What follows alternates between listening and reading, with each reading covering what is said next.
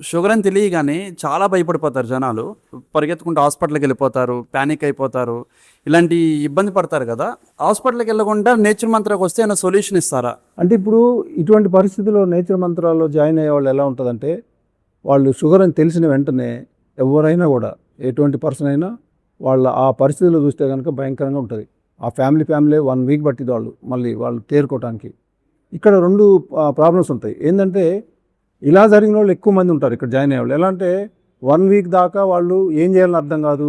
ఎందులో అటు హాస్పిటల్‌కి వెళ్ళాలా? ఇంకేమైనా దొరికిద్దా? నేచురల్‌గా దొరుకుతాయా? ఇట్లాంటివన్నీ ఆలోచించుకుంటారు. అప్పుడు ఈ మన వీడియో చూసి ఇది చూసి ఇక్కడ జాయిన్ అవ్వటం. ఎందుకంటే అప్పుడే వచ్చింది కాబట్టి ఖచ్చితంగా 100% రివర్స్ అయిద్ది.